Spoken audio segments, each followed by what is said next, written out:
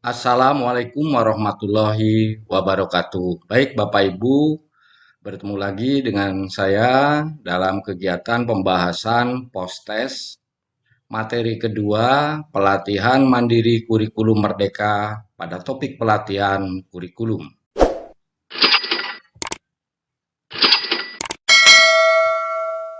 Baik, kita mulai saja. Yang pertama adalah aktifkan situs guru Kemendikbud.go.id, lalu masuk ke pelatihan mandiri, lihat pelatihan mandiri. Selanjutnya, selesaikan modul kurikulum sesuai pada pembahasan kali ini. Kurikulum ini ada dua modul, yaitu modul kurikulum dan modul pembelajaran dengan paradigma baru. Langkah yang pertama, Bapak Ibu, pada modul kurikulum ini ada dua materi pembelajaran, yaitu tentang kurikulum dan tentang kurikulum dalam pembelajaran. Kemudian Bapak Ibu seperti biasa, buka videonya, pelajari, catat yang penting-penting agar bisa dapat mengerjakan postes. Seluruh video kalau sudah ditonton berwarna hijau, kemudian lakukan latihan dan ceritakan refleksi Bapak Ibu setelah menonton video. Pada materi yang kedua juga sama, pada modul 1 ini. Kemudian, mari kita kerjakan postesnya. Postes materi kurikulum. Bismillahirrahmanirrahim. Seperti biasa, buka, mulai kerjakan postes. Ada 15 soal. Soal yang pertama, kurikulum dapat dimaknai sebagai segala sesuatu yang dipelajari oleh murid, benar atau salah? Nah, benar lah. Nomor 2, 4 komponen kurikulum menurut Ralph Tyler adalah tujuan, konten, metode evaluasi, tujuan, konten, metode tujuan, kompetensi, metode evaluasi, tujuan, konten, metode, dan wajar. Oh, yang benar A. Lanjutkan. Soal nomor 3. 1. Mewariskan nilai budaya masyarakat yang relevan dengan masa ini, mengembangkan sesuatu yang dibutuhkan saat ini dan masa depan, menilai dan memilih sesuatu yang relevan dengan sebagai kontrol sosial. Hal di atas merupakan peran kurikulum bukan, kerangka kurikulum juga bukan, tujuan kurikulum bukan. Berarti yang benar hakikat dari kurikulum. Selanjutnya, soal nomor 4. Dalam mewujudkan pembelajaran yang transformatif pada proyek pembelajaran yang akan dilakukan, Bu Monik mendorong murid untuk melakukan aksi nyata dalam isu sosial yang terjadi di sekitarnya berkaitan dengan materi yang dipelajari agar murid melakukan aksi dengan tepat. Bu Monik sebaiknya terlebih dahulu mengajak murid untuk melakukan hal-hal berikut, kecuali Bapak Ibu. A. Meminta murid mengevaluasi aksi yang telah dilakukan, mengajak murid mengantisipasi konsekuensi atas aksi yang dilakukan, mendorong murid memahami tujuan diri dan mereka aksi nyata tersebut, mengajak murid merencana aksi yang akan dilakukan, perspektif berbeda. Berarti jawabannya A. Baik, selanjutnya. Nomor 5. Pernyataan yang tepat mengenai perubahan kurikulum. Kurikulum diubah untuk memberikan tantangan yang lebih besar bagi murid. B. Perubahan kurikulum merupakan semata-mata untuk kebutuhan industri, bukan. Kurikulum diubah untuk memenuhi kebutuhan murid terhadap perubahan zaman. Nah, ini agak benar. Coba nomor D. Perubahan kurikulum harus mengacu pada pendidikan negara maju, bukan. Berarti C. Selanjutnya, nomor 6. Salah satu bentuk tindakan perubahan kurikulum yang kurang tepat dengan kondisi generasi saat ini adalah A. Menggunakan media sosial untuk pengumpulan tugas. Belum tentu juga. Menjadikan muatan lokal sebagai mata pelajaran pilihan. Bisa. Mendorong penggunaan buku elektronik. Bisa juga. Mengandalkan tugas dalam bentuk tulisan. Salah satu bentuk tindakan perubahan kurikulum yang kurang tepat. Kurang tepat ya ini D. Ya. Selanjutnya, sebagai salah satu kepala sekolah di daerah Tegal, Bu Solihat mendapat kesempatan untuk mengikuti kunjungan ke sekolah luar negeri. Beliau melihat matematika di sana tinggi daripada di Indonesia. Beliau berkesimpulan bahwa negara tersebut bisa jauh lebih maju dari Indonesia karena materi pembelajaran lebih tinggi. Saat kembali ke Indonesia, Bu Solihat menyampaikan hal tersebut pada seluruh guru dan meminta guru untuk menaikkan level materi pembelajaran yang diberikan kepada murid.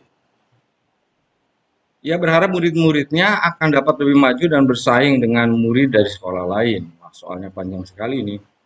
Pendapat yang tepat mengenai hal yang dilakukan Bu Solihat di atas adalah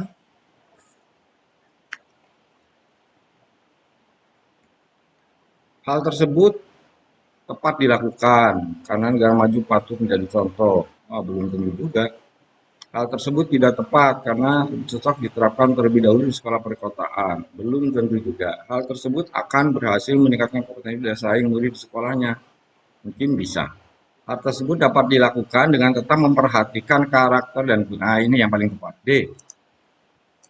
Selanjutnya, nomor 8. Alasan utama mengapa sekolah perlu melakukan adaptasi terhadap kurikulum dari pemerintah adalah tidak semua guru memiliki kompetensi yang dibutuhkan untuk menjalankan kurikulum dari pemerintah. Belum tentu. Setiap satuan pendidikan memiliki karakteristik yang berbeda. Ini mungkin. C. Kurikulum dikeluarkan oleh pusat memang perlu pengembangan secara berkelanjutan. Guru membutuhkan kurikulum yang dapat lebih dipahami dan diaplikasikan. Menurut saya yang paling tepat adalah B. Baik, nomor 8 selesai. Kita nomor 9. Dalam rapat MGMP di daerah, Pak Simon ditunjuk untuk menyusun modul ajar yang digunakan oleh seluruh sekolah di daerahnya. Hal ini sebaiknya dilakukan oleh Pak Simon adalah langsung menolak. Bukan ajar berarti kurang tepat. B. Menerima keputusan tersebut. Menyusun modul sesuai dengan karakteristik sekolahnya. Karakteristik sekolahnya ini belum tepat. Mengajak beberapa guru sekolah lain untuk ikut menyusun modul berdasarkan karakteristik sekolah umum sekolah di daerahnya. Menyarankan untuk yang menggunakan buku teks modul yang ditentukan oleh pemerintah saja. Ini yang paling tepat mungkin. C. Nomor 9 C, kita lanjutkan nomor 10. Bu Sondang mengajar di sebuah sekolah di daerah pegunungan dan perkebunan. Murid di kelasnya sedang mempelajari berbagai cara pengawetan makanan. Pada buku paket, Bu Sondang mendapati latihan yang harus dikerjakan murid adalah melakukan pengawetan ikan dengan penggaraman. Hal yang sebaiknya dilakukan Bu Sondang adalah meminta murid untuk mengerjakan latihan sesuai dengan terdapat pada buku paket. B. Melewati bagian latihan tersebut melanjutkan materi berikutnya. C. Mengajak murid untuk melakukan pengawetan dengan teknik penggaraman dengan makanan hewani lainnya. D. Mengajak murid untuk melakukan berbagai teknik pengawetan buah dan sayuran yang ada di daerahnya. Ini nih, yang ada di daerahnya. Berarti D. 11. Hal-hal unik yang dimiliki sekolah, murid, sosial, budaya guru, dan tenaga pendidikan lainnya disebut konteks satuan pendidikan, bukan karakteristik satuan pendidikan, bukan muatan satuan pendidikan, bukan potensi satuan pendidikan. Saya D. 12. Pak Rudi sedang mengembangkan kurikulum yang akan dilaksanakan pada semester ini. Hal tersebut perlu dilakukan Pak Budi dalam mengembangkan rencana pembelajaran pada mata pelajaran yang diampunya. Kecuali A. Menyusun alur tujuan pembelajaran. Berarti 12. Merencanakan jenis teknik asesmen yang digunakan, sumatif maupun formatif, menentukan kegiatan les harus diadakan sesuai dengan minat dan bakat. Kecuali ya, merencanakan media berarti C. Nomor 12 C, kita lanjutkan 13. Saat mengevaluasi kurikulum operasional, Bu Atika menilai murid belum dilibatkan secara aktif menentukan kegiatan ekstrakurikuler yang diselenggarakan oleh sekolah. Komponen kurikulum yang dievaluasi Bu Atika adalah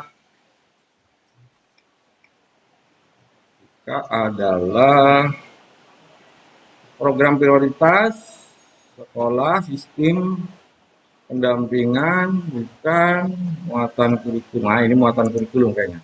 Coba D-nya apa? Pengorganisasian pembelajaran. Berarti C. Lanjut nomor 14. Prinsip pengembangan kurikulum satuan operasional satuan pendidikan terdiri atas berpusat pada murid. Nah, ini mungkin yang tepat. Coba. Soalnya berpusat pada murid esensi bermakna dan kolaboratif. C.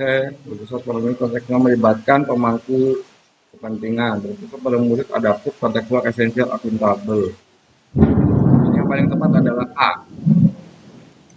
Selanjutnya 15 yang terakhir. Berdasarkan hasil analisis diagnostik survei karakter didapat bahwa murid SMA Merdeka Belajar secara umum memiliki karakter sebagai berikut. Berawal dari keluarga petani menengah ke bawah, memilih bekerja menikah dibandingkan pendidikan jenjang lebih tinggi, memiliki gawe spesifikasi terbatas, memiliki keterampilan potensi pada bidang seni dan olahraga. Hal berikut yang dapat dilakukan sekolah dalam rangka mengakomodasi kebutuhan murid dalam kurikulum di sekolah berdasarkan informasi di atas, kecuali A, adakan ekstrakurikuler bidang seni, bukan. Karena kecuali memasukkan pendidikan seksual dalam pembelajaran meminimalisir pernikahan dini. Bisa juga sih.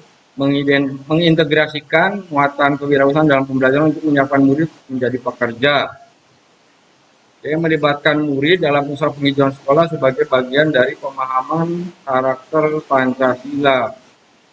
Berarti karena kecuali jawabannya D. Kita cek ulang jawaban. Jadi kita cek nomor 1 sampai 15.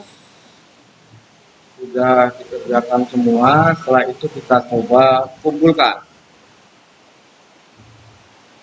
Oh baik Bapak Ibu, ternyata jawabannya benar semua. Alhamdulillah, kembali ke modul. Baik Bapak Ibu, kita lanjutkan. Modul kedua, pembelajaran dengan paradigma baru. Ini ada 3 materi, yaitu prinsip umum pembelajaran, kemudian capaian pembelajaran, dan struktur pembelajaran dengan paradigma baru. Bapak Ibu guru seperti biasa lakukan tonton video, kemudian isi latihan, dan ceritakan refleksi Bapak Ibu. Setelah selesai mengerjakan semuanya jadi tanda hijau semua. Baik, mari kita mulai melakukan pengerjaan post-test. Seperti biasa, mulai kerjakan post-test. Soal nomor 1. Sebelum tahun pelajaran baru dimulai, Pak Seno menggali informasi mengenai kebutuhan dan kemampuan murid untuk merancang pembelajaran yang akan dilakukan. Hal yang dilakukan Pak Seno merupakan contoh penerapan prinsip umum pembelajaran paradigma baru, yaitu mempertimbangkan kebutuhan capaian pembelajaran murid saat ini. B. Membangun kapasitas belajar murid menjadi pembelajar sepanjang hayat. C. Mendukung pembelajaran kognitif dan karakter murid. D. Menyesuaikan konteks kehidupan pribadi murid. Menurut saya ini jawabannya adalah A. Lanjut. Nomor 2. Untuk memberikan wawasan dan gambaran yang kontekstual mengenai peran murid SMP Merdeka Belajar pada masa yang akan datang, Pak Ardhito bekerja sama dengan sebuah partai politik dalam mengadakan proyek pembelajaran berbasis pelayanan masyarakat. Apa yang dilakukan Pak Ardhito tersebut tepat karena pembelajaran paradigma baru murid untuk belajar secara kontekstual. B-nya tidak tepat. Dan memilih komunitas lain yang netral untuk berkolaborasi dalam pembelajaran. C. Tepat karena sekolah merdeka melibatkan pihak manapun. Ini jawabannya yang tepat mungkin C. Tidak tepat karena kegiatan tersebut tidak cocok diterapkan pada murid SMA atau SMK. Soalnya SMP kok nggak mungkin deh. Lanjutkan. Nomor 3. Capaian pembelajaran merupakan kompetensi yang disusun oleh satuan pendidikan sebagai rancangan pembelajaran yang harus dilalui murid. Oh, ini benar. Lanjut. Capaian pembelajaran berisi kompetensi inti dan konten esensial yang harus dicapai dalam satu fase. Jelas benar ini. Anak mulai mempresentasikan dunianya dengan kata-kata dan gambar. Mereka menggunakan bahasa serta simbol untuk menggambarkan suatu konsep yang konkret. Deskripsi tersebut menjelaskan kognitif anak pada tahapan pra berarti ini. Pra. Oh iya, nih ada pra. Pra operasional. Lanjutkan. Nomor 6. Belajar merupakan proses membangun pengetahuan baru dan dilakukan sendiri oleh murid. Pengetahuan baru ini dibangun dari kemampuan awal, pengalaman belajar, dan interaksi sosial yang dimiliki murid. Pandangan tersebut sesuai dengan teori belajar yang digunakan dalam menyusun capaian pembelajaran, yaitu behavior bukan ini konstruktivisme. Lanjut. Nomor 7. Capaian pembelajaran merupakan satu-satunya acuan yang digunakan dalam menyusun program intrakurikuler, proyek penguatan profil pelajar Pancasila dan ekstrakurikuler. Oh ya, jawabannya pasti benar. Lanjut. Alur tujuan pembelajaran merupakan kompetensi pada capaian pembelajaran yang disusun dalam satu fase. Oh, pasti benar. Lanjut. 9. Berikut ini merupakan penerapan pembelajaran berdiferensiasi di kelas, kecuali guru mengelompokkan murid sesuai dengan kebutuhan dan karakteristiknya, murid diberikan keleluasan untuk memilih bahan ajar untuk mendukung proses belajar, murid hanya mempelajari materi di video pembelajaran yang dibuat guru, D. Melibatkan guru untuk menentukan target belajar di kelas. Ini kecuali, kalau kecuali ini C. Lanjutnya, nomor 10. Di awal tahun pembelajaran, Bu Sari mengidentifikasi murid di kelasnya fase T masih memiliki kemampuan membaca seperti di fase A. Oh, berarti ini anak SD. Hal yang sebaiknya dilakukan Bu Sari adalah meminta murid untuk kembali belajar ke kelas sebelumnya. Murid untuk tidak ya, yang tidak dilakukan berarti kecuali ini. Memberikan pengayaan, merancang, memberikan pendampingan, oh berarti ini A. Karena tidak dilakukan. Sebaiknya tidak berarti kecuali. Lanjut, 11.